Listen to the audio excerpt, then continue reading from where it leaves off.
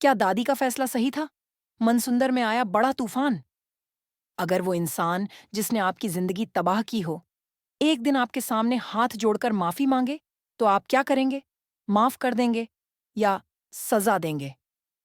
यही सवाल आज मनसुंदर सीरियल की कहानी से निकलकर हमारे सामने आ खड़ा हुआ है। एक ऐसा मोड़ जिसने घर के हर रिश्ते को हिलाकर रख दिया। और सबसे बड़ा सवाल ये, क्या दादी सच में गलती मान रही हैं? या ये सब किसी नए खेल की शुरुआत है? चलिए आपको ले चलते हैं उस कहानी की तरफ जिसने सबको झकझोर दिया है। सब कुछ तब शुरू हुआ जब रूही की जिंदगी अंधेरे से बाहर निकली और वो लौटी, पहले से कहीं ज्यादा ताकतवर बनकर। जिस लड़की को सबने नजरअंदाज किया, जिस पर कभी दया नहीं की गई, आज वही लड़की पूरी सच्चाई लेकर सबके सामने खड़ी है।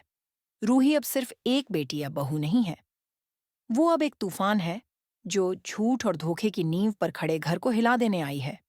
उस दिन घर के बीचों बीच एक तूफान आया।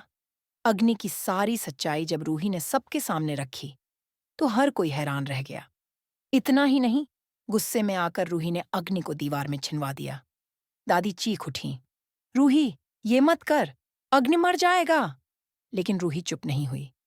उसने एक एक लफ्ज में अपना दर्द उड़ेल दिया। जब आपने मुझे चुना था उस दीवार में, तब आपकी इंसानियत कहाँ थी दादी? रूही के इस सवाल ने सबको झकझोर दिया। दादी, जो कभी हर फैसले की मालकिन थीं, आज रूही के सामने हाथ जोड़कर खड़ी थीं। मुझे माफ कर दो रूही, मैं अब कुछ नहीं कहूंगी। चाहो तो मैं घर छोड़ दूंगी, हमेशा के लिए चली जाऊंगी। और यही वो पल था जब कहानी ने करवट ली। रूही ने कहा, आपके पापों की सजा तो कुछ और होनी चाहिए, लेकिन फिलहाल आप घर छोड़ दीजिए।